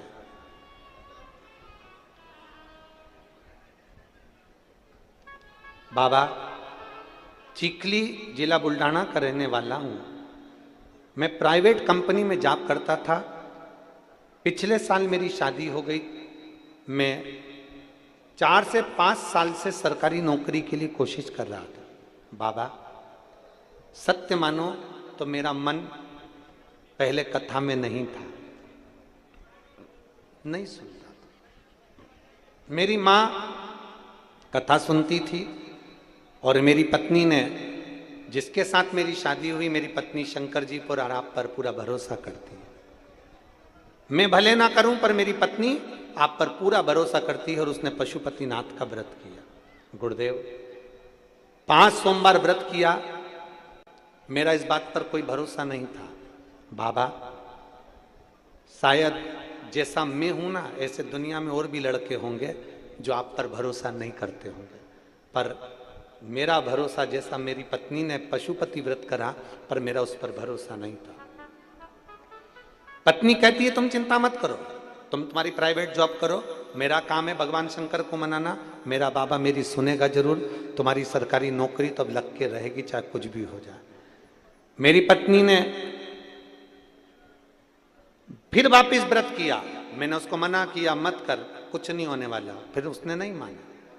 तब मेरे पिताजी ने अमरावती में आकर मेरे माता जी के कहने पर कथा श्रवण करी।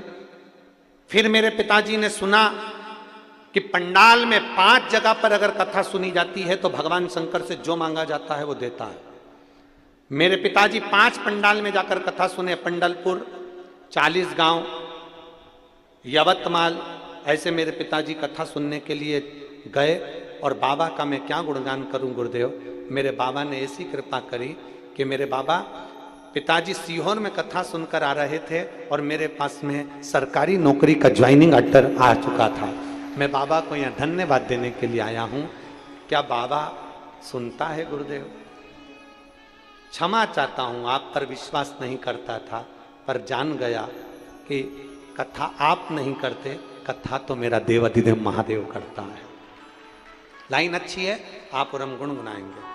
खाली ना जाता कोई दर से तुम्हारे, खाली न जाता कोई दर से तुम्हारे, मैं भी खड़ी हूँ नंदी बाहे फसारे, अपने हृदय से लगा लो, लगा लो, गिरा जा रहा हूँ, उठा लो, उठा लो, भोले अपने दर से अब तो ना टालो, गिरी जा रही हो, उठा लो, उठा लो। बाबा की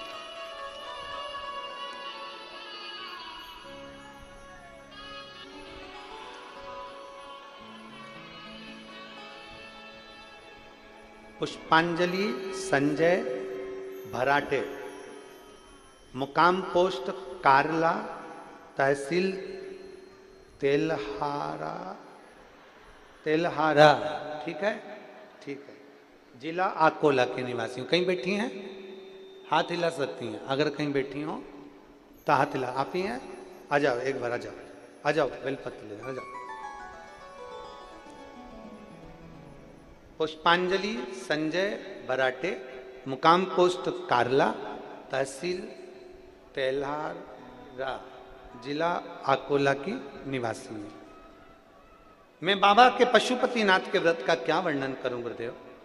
मेरी बेटी जो सरकारी नौकरी के लिए प्रयत्न कर कर कर थक गई, तब उसने सोचा कि अब उसकी नौकरी नहीं लगेगी। उसने भी एक प्रण कर लिया कि वो सियोर वाला महाराज कहता है जो ठानोगे बाबा देगा, तो शादी नहीं करूंगी जब तक मेरी नौकरी नहीं लगेगी। मैं भी अब जिद्दी हूं और सियोर वाला महाराज के कथा पर विश्वास करती हूं। तो मेरी बेटी से मैंने कहा कि तू मंदिर जाना चालू कर और मंदिर में सफाई करना प्रारंभ कर। मेरी बेटी ने मंदिर में जाना प्रारंभ करा, पशुपति व्रत भी करती, मंदिर की सफाई करती। पूरे मंदिर को पानी से धो देना, सफाई करना, वहां की पत्तियों को विसर्जन करना। मेरी बेटी ने निरंतर यह कार्य करना प्रारंभ करा। और बाबा, मैं क्या वर्णन करूं, मेरी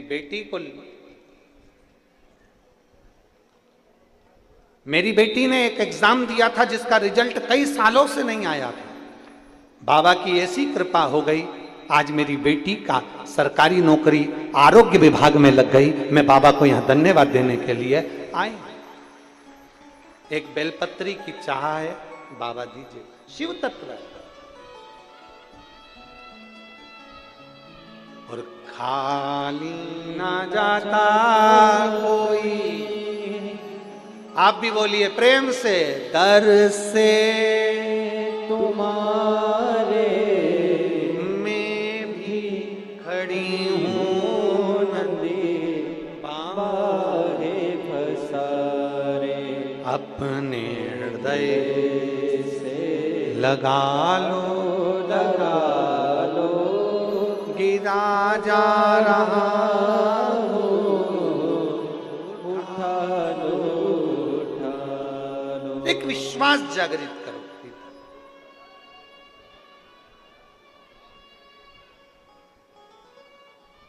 बैसाख का महीना है, चिलचिलाती हुई गर्मी है, सूरज की रोशनी इतनी तेज पड़ रही है कि कोई बाहर निकलने को तैयार नहीं है। ये लाखों की संख्या में आप लोग कथा सुनने के लिए आए हो। मेरा बाबा खाली नहीं भेजेगा, इतना भरकर भेजेगा कि 3 महीने में तुम भी पत्र लिखकर भेजोगे कि बाबा ने हमको छप्पर फाड़ कर लौटा दिया।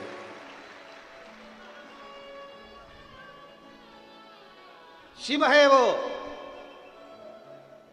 खाली नहीं छोड़ता, दिए बिगर नहीं रहता। बस उसका अनुमोदन जब हम करें, उसका स्मरण जब हम करें, उसको जब हम दिल में बिठा लें तो वो भी हमको इतना हृदय से लगा लेता है कि खाली नहीं छोड़ता। देवऋषि नारद के भीतर के संशय को मिटाने के लिए वो नेत्र खोल लेता है। नेत्र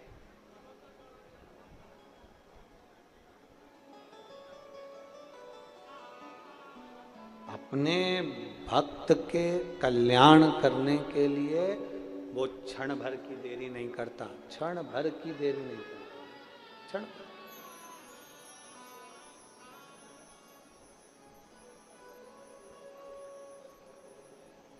थोड़ा अगर कोई काम बहुत अटका हुआ है, थोड़ा समय लग सकता है। हमने पहले एक बात कही थी कि फाइल अगर ज्यादा मोटी है ना तो ऑफिसर को भी इसको छुपाने में थोड़ा समय लगता है। फाइल अगर मोटी है, फाइल अगर मोटी है तो ऑफिसर को भी इसको छुपाने में समय लगता है, थोड़ा समय लग सकता है। दुख थोड़ा ज्यादा है, काटने में थोड़ा समय लग सकता है, पर अपने विश्वास को डिगने नहीं देना।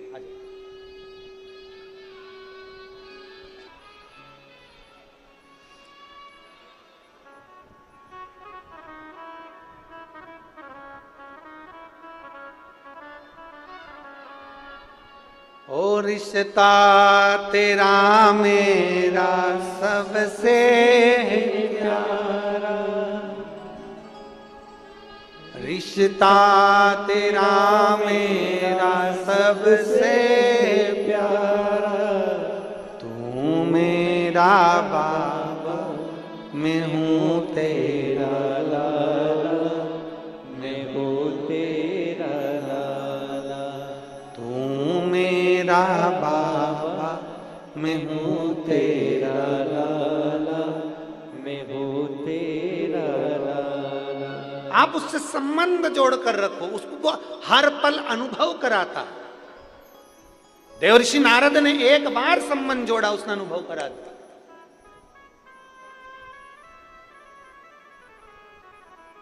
ब्रह्मा जी के मन में संशय था, भगवान नारायण के पिता कौन है, पूछ लिया कौन पिता, भगवान नारायण ने कह दिया देवाधिदेव महादेव मेरे पिता। संशय है,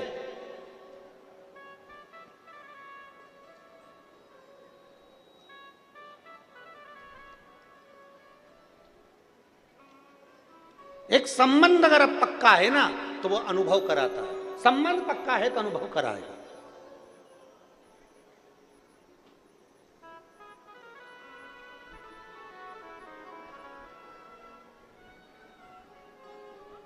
एक माता जी ने लिखा है अपने पत्र में,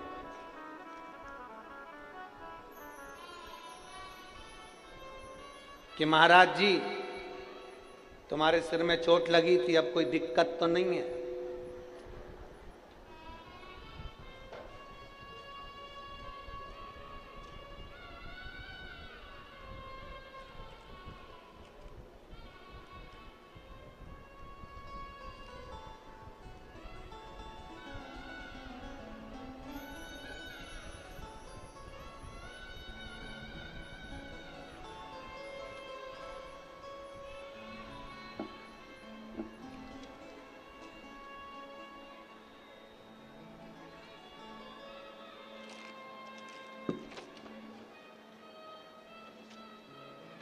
नाम का ढूंढूं उसका,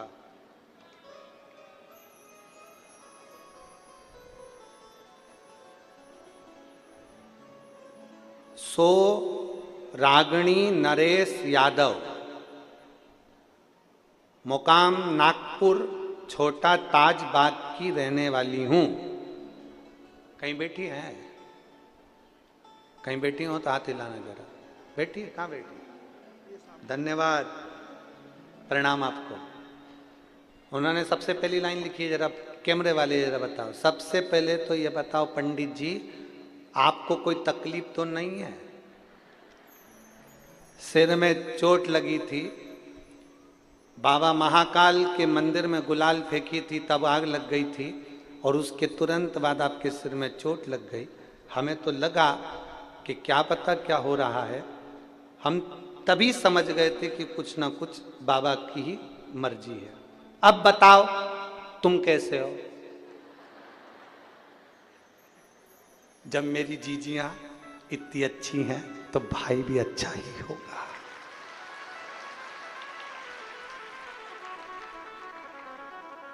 और जितनी मेरी जीजी मुझसे प्रेम करती है उतने मेरे जीजा करते हैं, उतना ही प्रेम करते।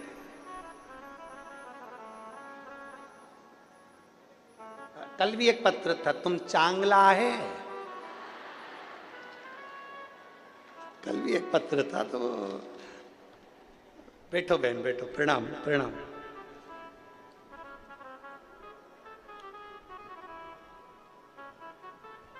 आज के समय में आप इतना स्नेह करते हैं, कौन किसको पूछता है? आपका स्नेह आपने दिया और मेरी जीजियों ने इतना पूछ लिया, समझ लो अपने भाई की उम्र तो वैसे ही बढ़ गई, वैसे ही बढ़ गई। ये स्नेह है आप, ये प्रेम।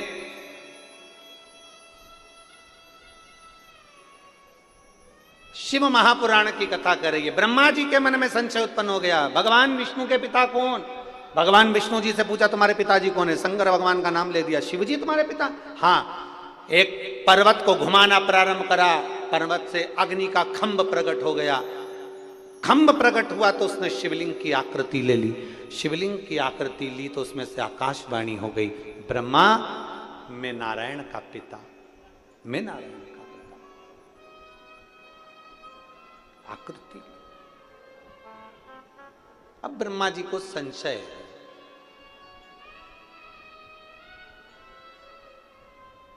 कई लोग प्रैक्टिकल करते हैं और प्रैक्टिकल करने का प्रयास करते हैं। क्या ऐसा हो सकता है?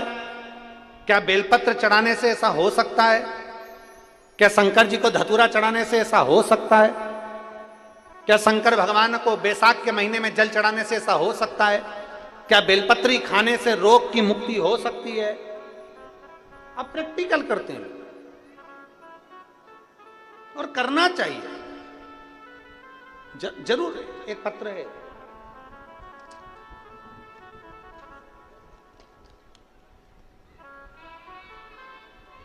शारदा रामलाल मंडले, माया प्रेस, पेंशनपुरा, परतवाड़ा, तहसील अचलपुर, जिला अमरावती।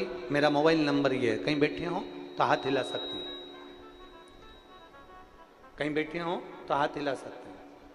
शारदा रामलाल मंडले, माया प्रेस, पेंशनपुरा, परतवाड़ा, तहसील अचलपुर, जिला अमरावती। मेरा मोबाइल नंबर है, कहीं बैठ। आप ही हैं?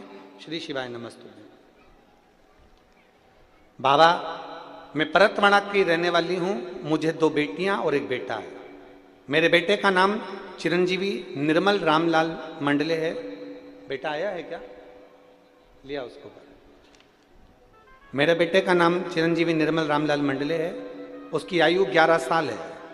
मेरे बेटे को 1.5 साल का था तब उसकी 11 साल की उम्र तक उसको ऐसी बीमारी ने घेर लिया था कि पूरे सर से लेकर पैर तक उसके पूरे शरीर में फुंसियाँ पड़ती थी, पक जाता था और पूरा शरीर बेकार हो जाता था, जिसका फोटो मैं लगा रही हूँ। ये पहला फोटो जिसमें उस बच्चे के हाथ पैर पूरी तरह से फुंसी, फोड़े और पूरे शरीर की चमड़ी उसकी बेकार हो जाती थी, जिसमें उसके हाथ पैर के निशान आपको फोटो में आप एलईडी पर, टीवी पर देख रहे होंगे। आस्था चैनल पर इस फोटो को आप लोग देख रहे होंगे। मेरे बच्चे के पूरे शरीर में से फुंसी बढ़ती जाती थी और फूटने के बाद पानी निकलता था और वो पानी निकलकर पूरे शरीर में फैल जाता था, जिससे उसका शरीर का चमड़ी बेकार हो जाती थी। हम लोग 11 साल उसके इस दुख से दुखी थे कि इसका करें क्या। 10-11 साल में ऐसा कोई डॉक्टर नहीं था जिसका हमने इलाज नहीं करवाया। हर जगह से हमने इलाज करवाया, उम्मीद छोड़ दी कि अब ये ठीक नहीं होने वाला, क्योंकि डॉक्टर ने भी कह दिया ये रोग ठीक नहीं हो सकता। जब बीमारी का नाम तक नहीं मालूम, सब लोग हताश हो गए, तब हमारी आंख में आंसू आ जाते हैं उसकी दर्द देखकर, उसका शरीर देखकर। तब आपने ऑनलाइन पार्थिव शिवलिंग का पूजन करवाया। हमारे पड़ोसी ने हमको कहा कि आज सियोर वाला महाराज पार्थिव शिवलिंग का पूजन करा रहा है, आप उस पूजन को करना। हमने मिट्टी का शिवलिंग बनाया, टीवी के सामने बैठकर आपके साथ में पार्थिव शिवलिंग का पूजन करा। पूजन करने के बाद वहां से बेलपत्री उठाकर बच्चे को खिलाई और उसके बाद में हम सीहोर पहुंच गए, जहां का रुद्राक्ष भी हमने लिया। उस रुद्राक्ष को पानी में गलाते, शिव जी को चढ़ाते, एक बेलपत्र उठाकर लाते, बेटे के हाथ से शंकर जी को जल चढ़वाते, पशुपतिनाथ का व्रत करते। जो बीमारी 11 साल से नहीं गई, बाबा की कृपा से आज मेरा बेटा पूर्ण तरह से 6 महीने में स्वस्थ हो गया। मैं बाबा को यहाँ धन्यवाद देने के लिए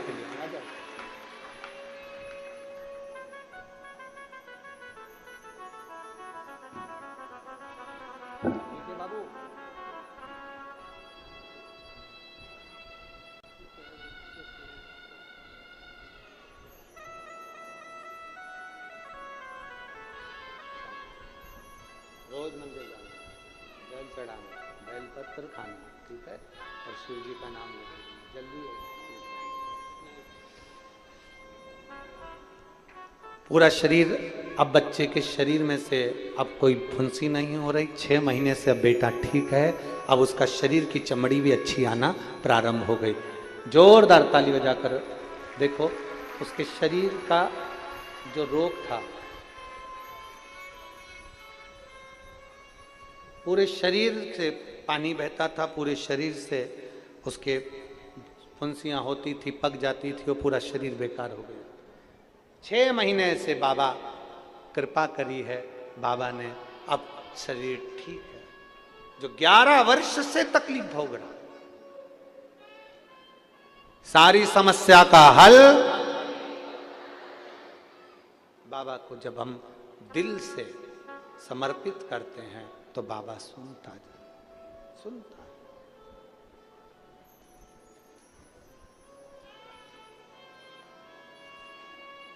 क्यों ना सुन?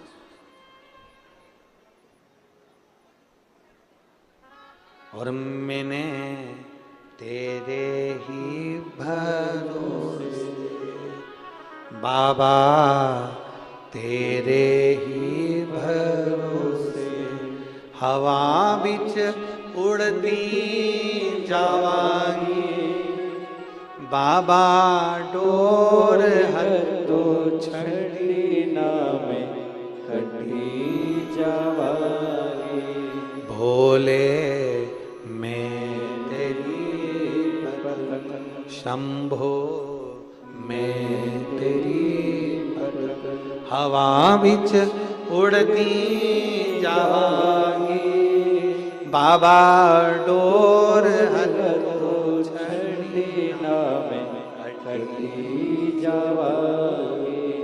शिव की शरणागति दुख नहीं दे सकती, सुख ही दे। अभी कथा में कहा भोलेनाथ जी का सबसे बड़ा गुण एक है, बेटे की पूजन करवाई, पत्नी की पूजन करवाई, पोते की पूजन करवाई, बेटियों की पूजन करवाई। शंकर जी का सबसे बड़ा गुण है, मेरे महाकाल राजा का, मेरे कुबेरेश्वर महादेव का सबसे बड़ा गुण है, जो शंकर का भजन करता है मेरा भोलेनाथ उसकी भी जगत में पूजन करवा देता है। वो देवाधिदेव महादेव चोर को कुबेर बनाता है, सहज नहीं शिव। ये आप लोग इतना लाखों की संख्या में आए हो, पंडाल भर भर के बैठे हुए हो, धूप में बैठे, पेड़ों के नीचे बैठे हुए हो, गाड़ी की छांव में बैठे हुए हो, दुकानों के अंदर बैठे हुए हो, ये तुम्हारा भरोसा, ये तुम्हारा विश्वास खाली नहीं जाएगा।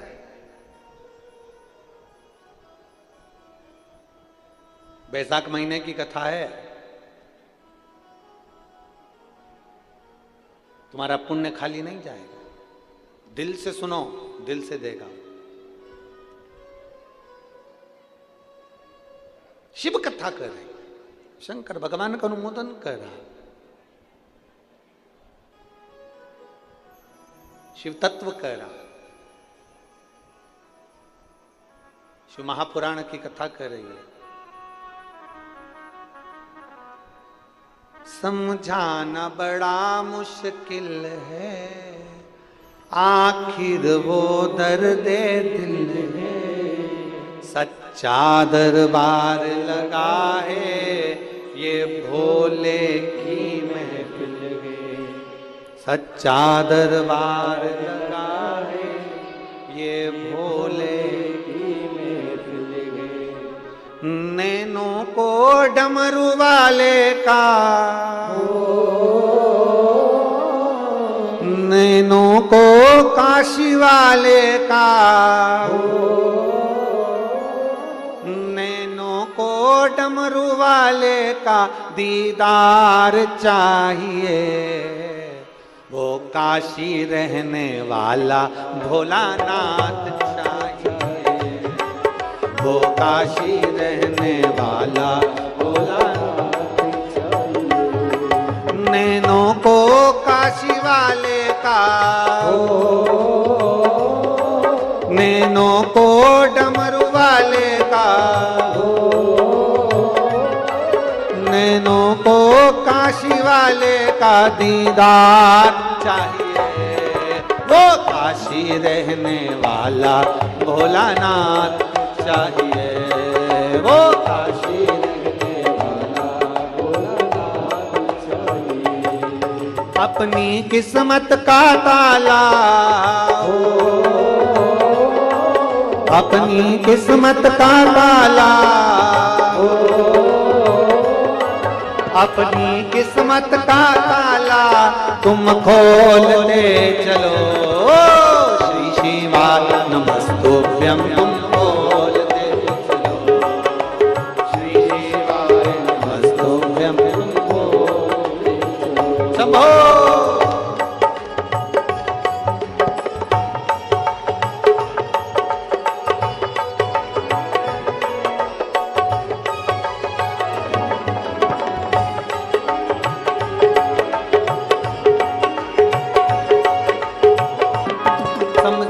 बड़ा मुश्किल है, समझाना बड़ा मुश्किल है। आखिर वो दर्द दिल है, आखिर वो दर्द दिल है। समझाना बड़ा मुश्किल है, समझाना बड़ा मुश्किल है। आखिर वो दर्द दिल है, आखिर वो दर्द दिल है। सच्चा दरबार लगा है, ये भोले की महफिल है। सच्चा दरबार लगा है, सच्चा दरबार लगा है, ये भोले की महफिल है। सच्चा दरबार लगा है, ये भोले की महफिल है। नैनों को डमरू वाले का, नैनों को काशी वाले का, नैनों को डमरू वाले का दीदार चाहिए। वो काशी रहने वाला भोलानाथ चाहिए। वो काशी रहने वाला, वो काशी रहने वाला भोलानाथ चाहिए। वो काशी रहने वाला भोलानाथ चाहिए। अपनी किस्मत का ताला हो, अपनी किस्मत का ताला तुम खोलते चलो। श्री शिवाय नमस्तुभ्यं तुम खोलते चलो। श्री शिवाय नमस्तुभ्यं तुम खोलते चलो। शंभो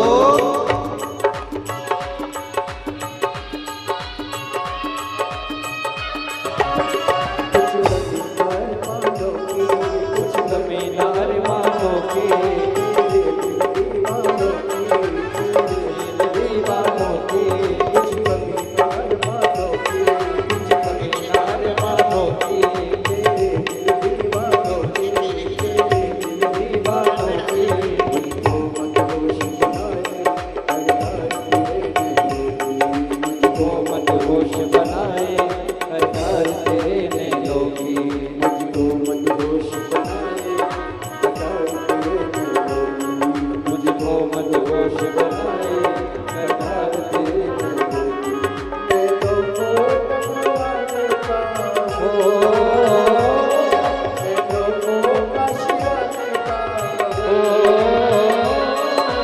Oh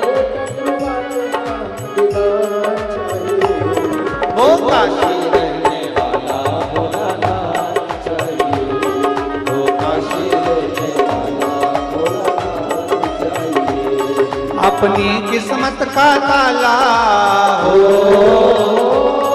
अपनी किस्मत का ताला हो, अपनी किस्मत का ताला तुम खोलते चलो।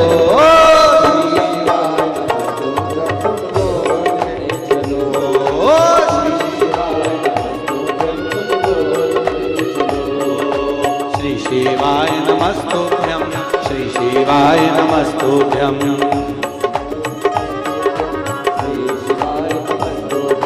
श्री शिवाय नमस्तुभ्यं, श्री शिवाय